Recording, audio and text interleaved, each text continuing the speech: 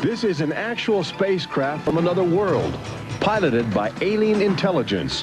One sighting from tens of thousands made over the last 50 years on virtually every continent on the globe. Intelligent life from distant galaxies is now attempting to make open contact with the human race. And tonight, we'll show you the evidence.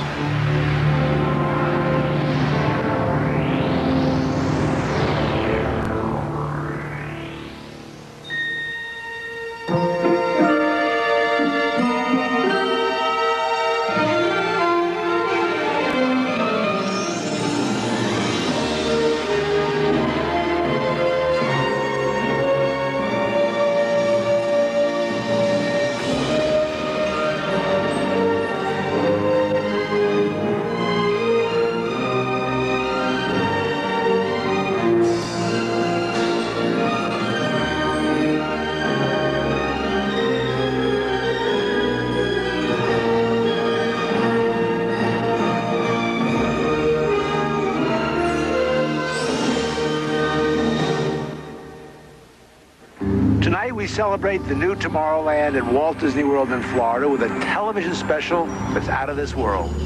Hello, I'm Michael Eisner, head of the Walt Disney Company. In a top-secret military installation somewhere in the United States, there are those who believe that the government is hiding the remains of an alien spacecraft that mysteriously crashed to Earth. With more and more scientific evidence of alien encounters and UFO sightings, the idea of creatures from another planet might not be as far-fetched as we once thought. In fact, one of you out there could have the next alien encounter. Enjoy tonight's special. I'm going to walk over and see if I can sneak a peek. Maybe not. Alien Encounters from New Tomorrowland is brought to you by Bounty. Outstanding absorbency and durability make Bounty the quilted quicker picker-upper. Scientific verification of extraterrestrial life forms routinely arriving on Earth. Top secret reports from ongoing military investigations. Compelling home videos of alien craft captured within the last few months. World figures who have gone public with their own extraterrestrial experiences. The shocking history of government misinformation programs designed to prevent widespread panic. And personal accounts of those who have been abducted and studied against their will. It's happened to me, it's happened to my sister, and I believe my mother. My son looks me straight in the eyes, and he says, "They took blood out of you, Mama." They don't ask permission, they take you. But it's such an incredible secret, nobody wants to believe it. There is valuable scientific data that would prove once and for all that planet Earth is being visited by highly evolved intelligence that is not from this world. Wait a minute. I've had enough. Stop it. From beyond the boundaries of our perceptions, intelligent beings are beckoning mankind to join the galactic community. It's an invitation which is both wondrous and terrifying. This is the nature of alien encounters. Mankind has the unique ability to ignore the obvious, especially when the facts reveal a disturbing truth. We once believed the sun revolved around the earth.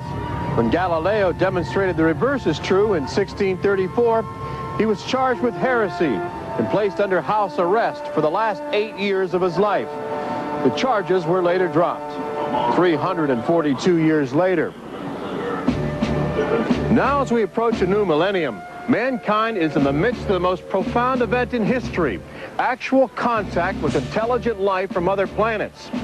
For nearly 50 years, officials have been documenting routine alien encounters here on Earth.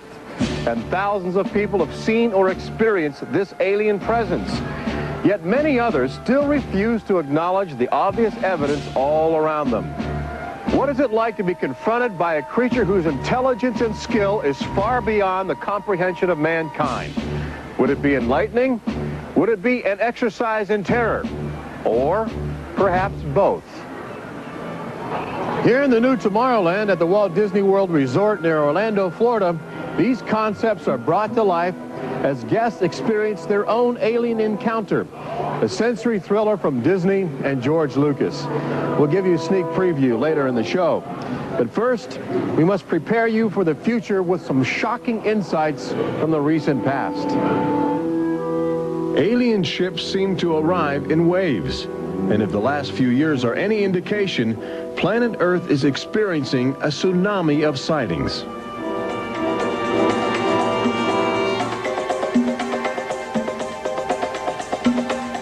Mexico City, 1992. If you were arriving from outer space, this would be your first stop. It's the world's largest metropolitan area, easy to spot from a distance. Saucers arriving here have an affinity for military helicopters.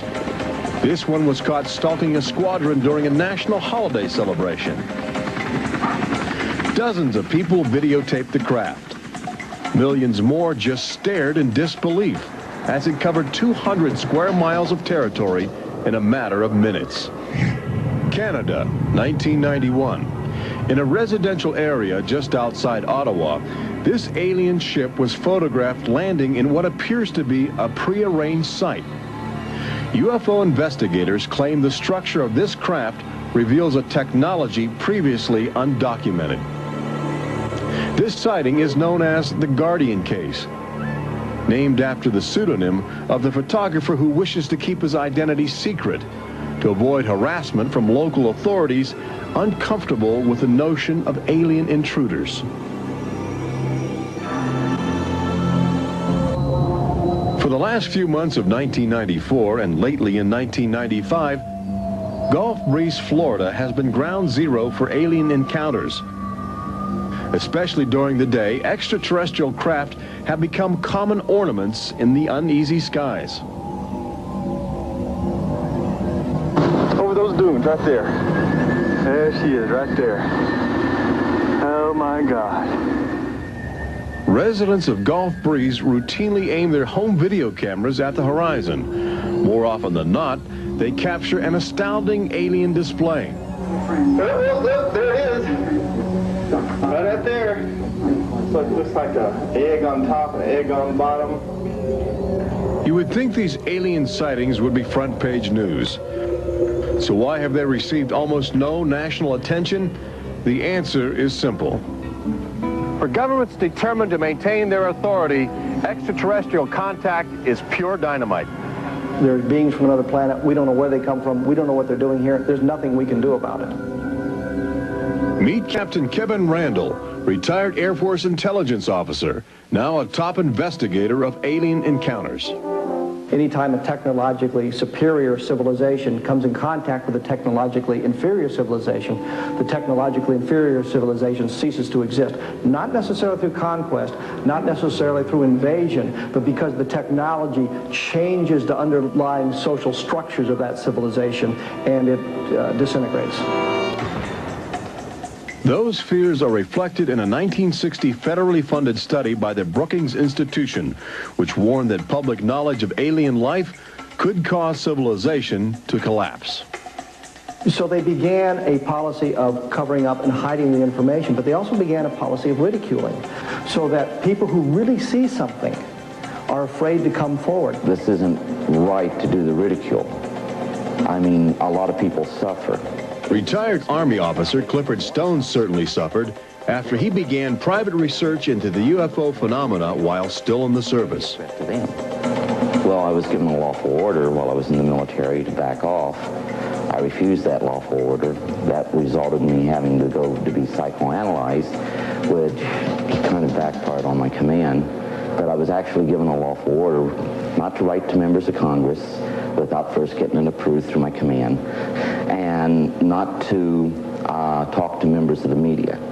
Of course, I went out and violated all those directives simply because I felt they had no right, that I had a right. He also has determination.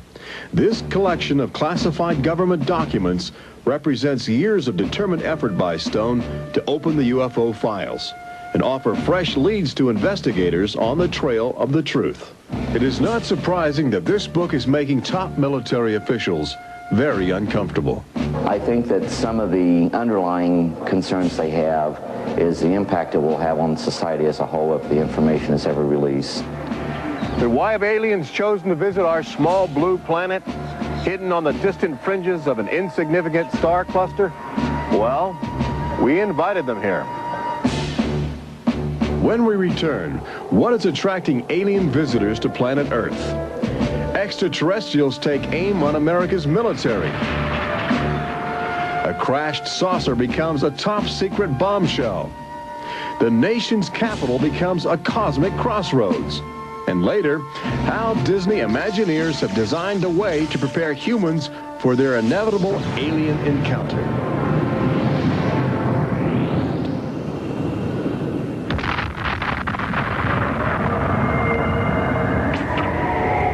And I looked, and behold, a whirlwind came out of the north, and a fire enfolding itself, and a brightness was about it. Also out of the midst thereof came the likeness of 4 living creatures. And when the living creatures went, the wheels went by them.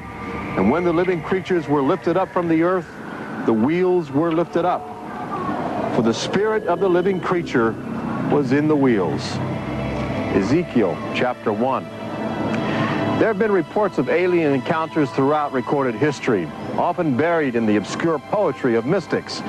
But since the end of World War II, alien encounters have adopted a darker, more menacing demeanor. No longer just spirited lights dancing in the sky, UFOs turn more brazen, announcing themselves with surprising ferocity. Most alien activity on Earth in this century seems to have been sparked by the single most profound technological achievement in human history.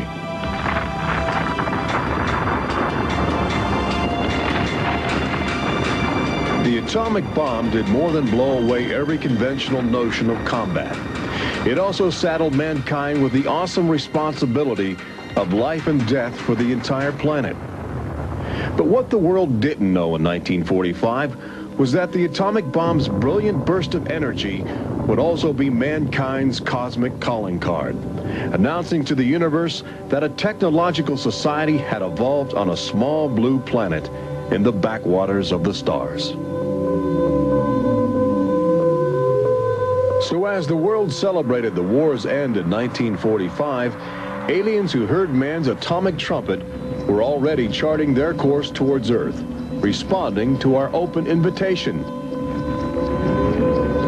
As early as 1947, the large alien ships began to arrive, navigated by living creatures. Their advanced physics allowed them to traverse the galaxy and pierce Earth's atmosphere with amazing speed. The U.S. military immediately went on the alert against the unknown menace. Sightings were perceived as threats to the security of an America still reeling from the edgy consciousness of war. And the sightings were taking place all across the country. I glanced up and there were 3 flying saucers in a V with what appeared to be a dome on the top with, I can't be sure, but I believe I saw the sun glinting off of windows or observation portholes of sort. I think it was from outer space, but friendly. Army fighter planes are on patrol for flying saucers. Cameras installed to photograph them. Portland, Oregon, the area from which came the first weird reports. This flying saucer patrol shows how the Air Forces, while not putting too much stock in the mysterious things in the sky, are investigating. The control tower's in touch and on the watch. So are a whole lot of people these days. They're seeing flying saucers everywhere. Flocks of fantastic discs flying through the air. But the military finally had to admit that something was happening that they didn't understand, offering their first and only public statement on the UFO phenomenon. The recent sightings are in no way connected with any secret development by any agency of the United States. They weren't always called flying saucers. Some reports claim they resembled other household objects. The public was fascinated and anxious to make contact.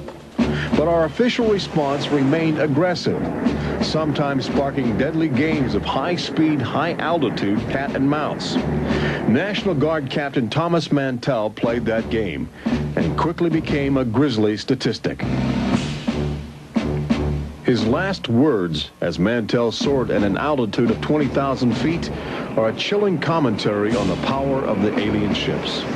I'm closing in to take a look. It looks metallic and of tremendous size.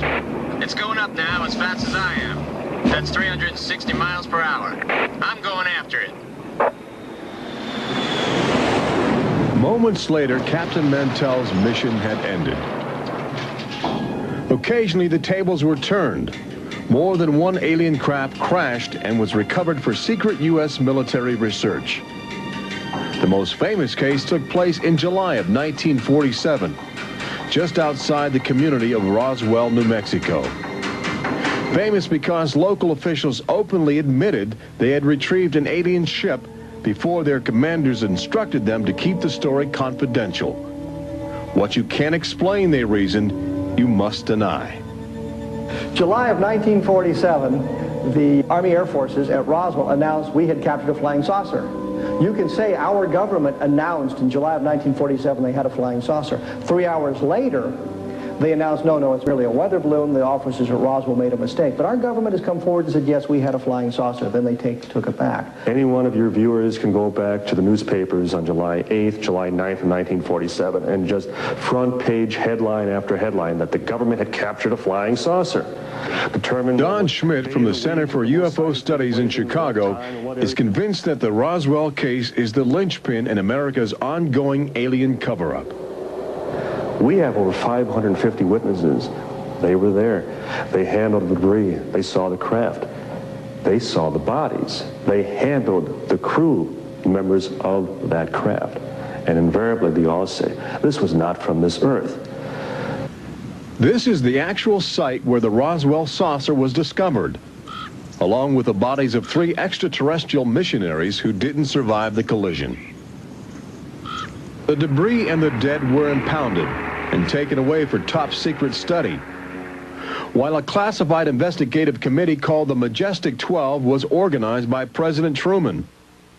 And a government cover-up was initiated with a calculated disinformation campaign. The military, I know for a fact, has established what's called disinformation programs, officially sanctioned deception programs. This is covered by a regulation at Department of Defense level that's secret. This is the case with the unidentified flying objects. I cannot say that the Roswell incident was a cover-up, but I can certainly say that the government back then and today acted like it was a cover-up and has been subject to being accused of a cover-up. The flying saucer debris at Roswell was attributed to a downed weather balloon. There was no explanation for the alien body parts among the wreckage. Before long, other sightings were dismissed as optical illusions caused by electrified swamp gas, with elaborate demonstrations staged for newsreel cameras to back up the claim. But while the Pentagon refused to publicly admit aliens had arrived on Earth, their top-secret internal memos told a different story, even detailing the various ships and the creatures they had autopsied. Meanwhile, the American people fell in love with flying saucers, sensing something playful in their alien design. Before long, even the military seemed to fall under the trance of the UFOs. Government inventors began to mimic what they were seeing in the sky, in a strategy to stumble upon the secrets of advanced alien technology. These rare films chronicle those primitive efforts. At a symposium conducted by Princeton University, weird and wonderful flying machines developed for the Army go through their paces. The flying scooter, for instance, with only a 7-horsepower motor. Or this flying what have you. Just count your fingers after starting the fans.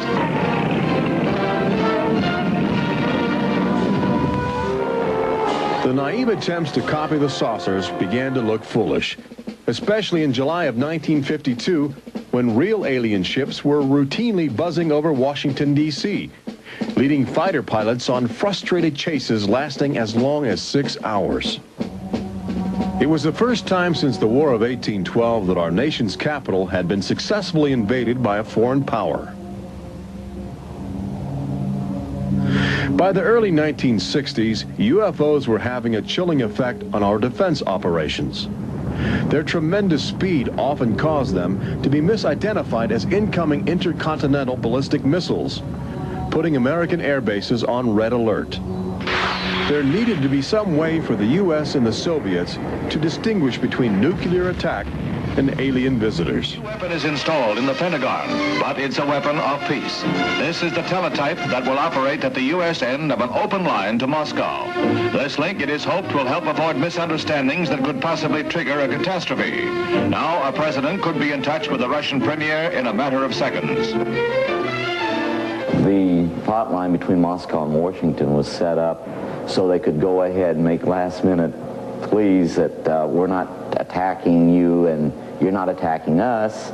The purpose for this was to ensure that a nuclear war would not be touched off by a UFO appearing on the scopes and being mistaken for enemy aircraft. The hotline eased some international tensions, but it didn't halt the interaction between the military and aliens, which continues to this day. November of 1975, essentially every SAC base in the United States was visited by UFOs. We have reason to believe that the UFOs went ahead and had some effect on changing the codes within the missiles, within the launch control facility, to change where the missiles would hit. 1976, September, Iran, 2 F-4s tried to intercept a UFO and shoot upon a UFO. The weapon systems of the planes go dead. The communication systems go dead. These are just two examples of cases which sound like they came out of science fiction, but in reality, they're from government documentation. Documents released by the State Department. The main engines up and burning. September 1991. Space Shuttle Mission 48. Commander Clayton and his crew point their cameras at the planet's horizon for a live broadcast to Earth. Many viewers noticed an alien ship playfully cavorting around the shuttle at tremendous speeds. NASA still refuses to acknowledge the incident. But since that time, the space agency no longer allows public access to live unscrambled television signals from shuttle missions. Currently in 1995, the Federal Emergency Management Agency trains personnel with a manual that suggests techniques in communicating with extraterrestrials encountered in the line of duty. This document is in marked contrast to a federal law passed by Congress in 1969, which makes it illegal for any American to have contact with an extraterrestrial, punishable by a $5,000 fine and a year in jail. Ironically, both documents were composed by a government which refuses to publicly admit that there is intelligent life on other planets. Indications are that government, military, and scientific leaders will soon release nearly a half-century of official documentation of ongoing alien encounters on Earth. Perhaps they feel it would be too embarrassing not to reveal the truth before the truth reveals itself. But these FBI files acquired through the Freedom of Information Act outline nearly 50 years of UFO reports investigated by federal agents all across America. Overwhelming evidence that something sinister is at work. But look carefully. The torn pages, the ragged copies, the large areas blacked out in an effort to keep secrets locked away. If we are keeping information, which I am certain we are, from the American public on unidentified flying objects, then we're wrong. Government has an obligation to the people to tell the truth. No matter what that truth might be, the people have a right to know that planet Earth is being visited by a highly evolved intelligence that is not from this world.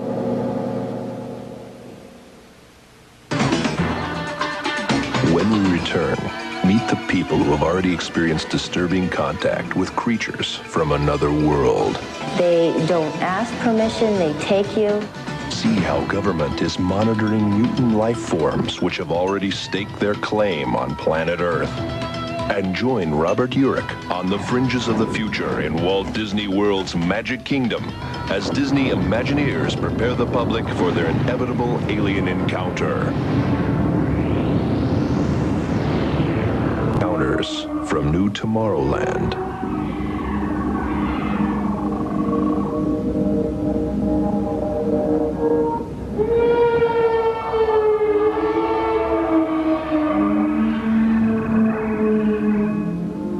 The fact is, everyone encounters alien life forms each day. We've just become accustomed to ignoring the evidence. We expect the first visitors from outer space to arrive in flying saucers. But there are new scientific suggestions that the microbiotic organisms, which routinely invade human bodies in the form of viral disease, may have extraterrestrial connections. These minute alien life forms may very well be the advanced invasion force, leading the way to test Earth's environment for more complex and determined creatures.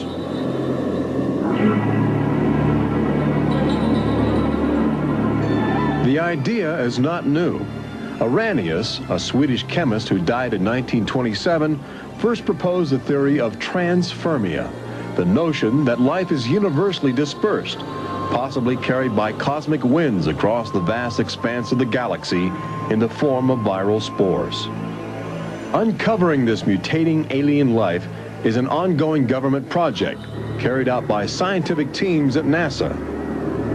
They begin by collecting meteors which have landed on the barren landscape of Antarctica. Here, low temperatures preserve the alien life clinging to 4 billion-year-old cosmic debris. In a specially sealed clean room at the Johnson Space Center, these crude interstellar spaceships are carefully dissected to extract the biotic matter inside. Amino acids, a kaleidoscope of organic compounds, and the chemical catalysts of life are analyzed with sophisticated gas chromatographs and mass spectrometers. Life is plentiful in the universe and eerily tenacious. Lately, scientists have found extraordinary numbers of unknown organisms which have gained a biological foothold where we once thought survival would be impossible. They grow in deadly ammonia gas. They are resistant to ultraviolet radiation. They thrive inside the radioactive cooling systems of nuclear power plants. And they can even survive the vacuum of space, reanimating themselves when air and water become available. Riding inside the stone cocoon of a meteor, life can travel virtually anywhere, and a good deal of it lands on planet Earth. But just as we explore the genetic package of alien life, visitors from space are routinely examining human specimens, abducting men, women, and children in order to conduct disturbing biological experiments. Very, very few people who've had the experience are willing to talk about it publicly. There is such a kind of ridicule factor. Bud Hopkins, researcher and author of the best-selling book Intruders, is America's leading investigator into the alien abduction phenomenon, and largely responsible for bringing the astonishing situation to the nation's attention. The most important thing about this, I think, in studying it, is to realize that there are very distinct patterns. This is not just a box full of crazy experiences which are mutually contradictory. The patterns start this way. People are abducted first in childhood. When I go back into my memory, I don't know a day without them. And they are then re-abducted over many, many, many years. When I saw this light on the freeway, my first reaction was, oh my God, not again. I grabbed the side of my bed like, no, you're not gonna get away with this. You're not gonna get away with it this time. Then I feel lifted off of the bed, and the next thing that I remember is being on a table or a bench and these beings surrounding me. Samples are taken from the skin, and there are very distinct scars that result from these biopsies, whatever we want to call them. I have a scar on my hand. It seems to be a triangle shape that's a half an inch by half an inch if you were to measure it. They were just red and blistery and kind of in a large equilateral triangle on each foot. The basic, most common mark is what we call a scoop mark. It's a circular depression, as if the aliens have used a little tool and removed a layer of cells. On my upper left inner thigh, I have two marks. There's a series of two. They're about 1/8 of an inch deep and about 1/4 inch in diameter that people call scoop marks, for lack of a better term. Often an object is inserted in the nostril or behind the eyeball or in the ear, which we believe to be implants. On my shin, between my ankle and my knee, were two puncture marks. In fact, I hesitate to call them that because they were larger and deeper. They were like two holes drilled vertically along my shin into my leg, and that frightened me deeply because I have no idea how those got there. I could only speculate as to why they were doing that, although I do know that, bone marrow contains genetic material, blood. They're interested in who you are genetically. They seem to be desperate for our genetic material, our DNA, our particular genetic makeup, as if they have reached some point of, let's say, some point of no return in their evolutionary development, and they need to revivify themselves through something they can get from us, a more primitive and perhaps more robust species. People generally describe one particular type of figure as the basic alien type, which is a small figure, 3.5 to 4.5 feet tall, huge head, huge black eyes, hairless, grayish-white skin, just a tiny slit for a mouth that doesn't move, and so forth. I'd say that accounts for about 85% of the descriptions. There's some that are very, they talk about the reptilian being like sexually aggressive, and then there's some that look like praying mantis that are very mean and very violent. It is a violation of your body. It's a violation of your space. They don't ask permission. They take you. On this earth, when you are raped, when you are mugged, even if you don't see that person that is doing you bodily harm, you have somewhere to go. You can go to the police and at least give a report whether they do something or not. You have somewhere to go. But in this case, you have no one to talk to. You have no one to say, this has happened to me. I've been so violated. You don't even know. And you're not ready for this. My love life went to hell. My schooling went to hell. Everything went to hell. And it's terrifying, it's not fun, it ruins your life because you have nowhere to go. Twinkle, twinkle, little star, how I wonder what you are. Up above the world so high like a diamond in the sky. Makes me want to cry.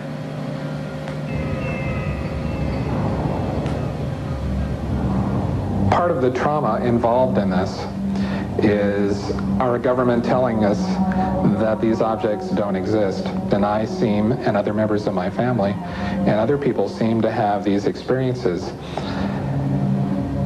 It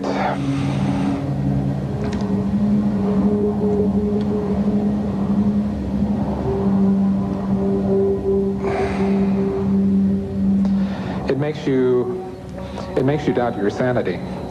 The range of people who have had abductions around the world, because it is a global phenomenon, it's a total range. I've worked with people who are of Oriental background, African-American background, Hispanics. I've worked with one NASA scientist, a research scientist, who is an abductee, a police lieutenant from the South, doctors, lawyers. I mean, I've had, incidentally, 7 psychiatrists come to me because of their own personal abduction experiences. The phenomenon affects people from all walks of life.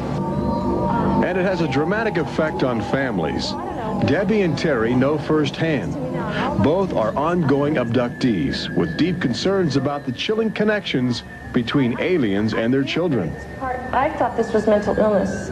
Then my son started speaking about little airmen coming into his room and taking us up, and there was even one point where he said, "They took blood out of you, Mama."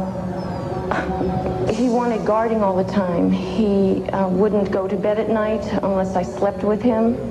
He was angry. And the other thing is he started setting traps. One night my husband came home from work and there's these little colored stones all over the garage. And Dale, my husband, said, "What is this for?" And he says, "Well, this is when the airmen come, they slip and fall on their butts."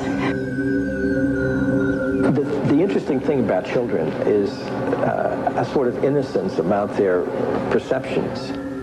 I will present these cards of different heads, and there's Santa Claus, Batman, policeman, a clown, Ninja Turtle, an alien. what we do is to see how the child responds when we get to the alien face. And it can be extremely moving, because I've seen children just collapse when they see the drawing of the alien, crying, hugging their fathers or their mothers in terror. Well, she was 4 years old, and she was past bedwetting and all of that behavior. She was beyond that, and she'd never wet her bed. And when we moved to Banning, she started having nightmares every night and wetting her bed. And a couple of weeks ago, she had a bunch of scratches on her face, and she didn't have them when she went to bed. I said, what happened? And it was funny.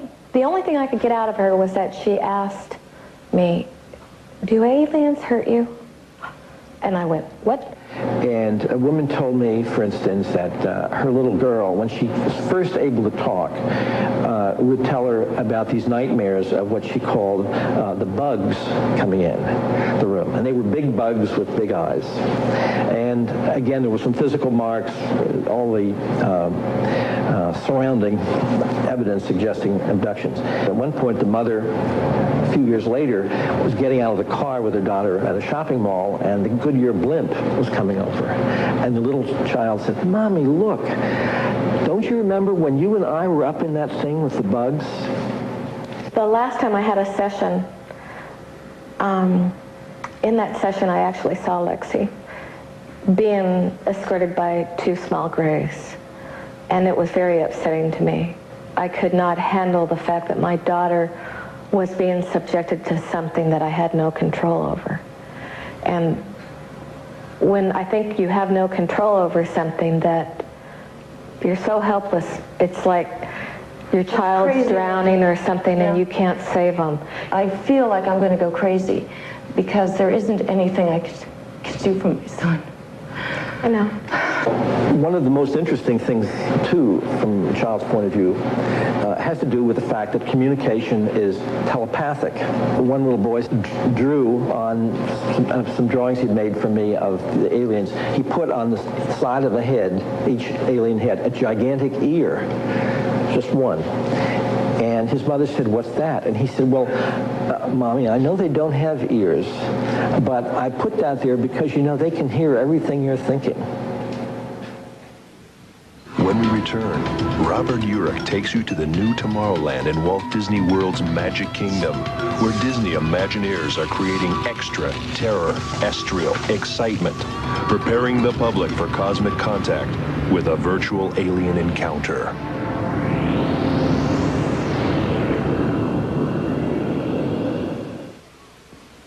This is an official UFO sighting report, one of thousands compiled over the last few decades.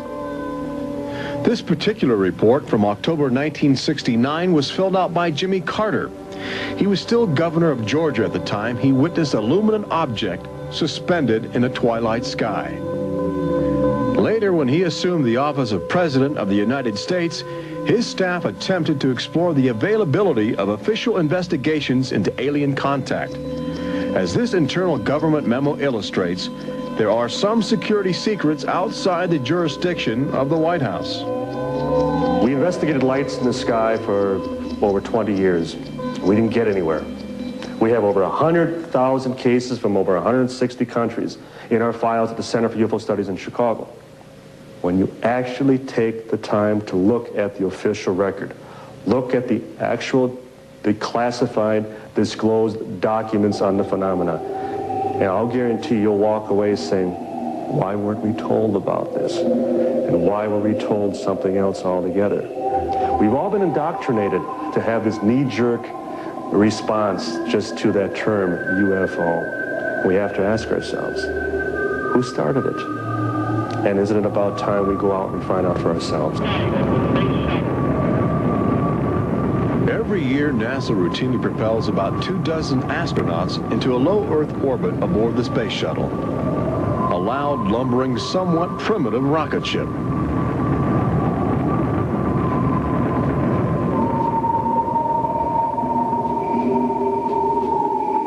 But most Americans will likely explore outer space aboard crafts of alien origin. Statistics indicate a greater probability that you will experience extraterrestrial contact in the next 5 years than the chances that you will win a state lottery. But how do you prepare for such an extraordinary event? Here in the new Tomorrowland at Disney World, scientists and Disney engineers have brought to life a possible scenario that helps acclimate the public to their inevitable alien encounter. Welcome to the new Tomorrowland Convention Center in the Magic Kingdom, where humans can enjoy their first taste of the future, as well as advanced extraterrestrial technology, and begin to understand the disturbing facets of alien intelligence. Access Technologies, an interplanetary manufacturing and marketing conglomerate, is one of the first alien firms to take advantage of this showcase facility in New Tomorrowland, introducing humans to technology which promises to seize the future. Today, guests are exploring the concept of teleportation, the ability to transmit solid matter or living creatures across the endless void of space. Inside this chamber, at the extraterrestrial alien encounter attraction, cosmic representatives will demonstrate the secrets of a brave new world. Utilizing the ominous device, two very different life forms will make contact via the teleportation process. Unfortunately, high technology can backfire if operated by careless hands. As the seat restraints lock into place and the power generators are activated by anxious extraterrestrials, these happy humans are about to discover a disturbing truth. When science fiction becomes science fact, the results could be terrifying.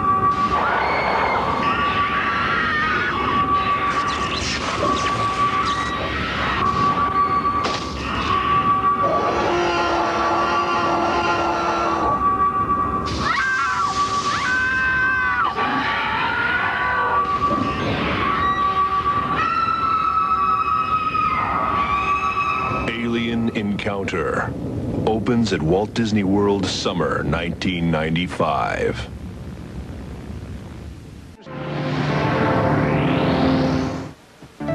Planet Earth has always been a laboratory for alien life forms which can drop in from space or slowly mutate into bizarre fleshy organisms at our feet.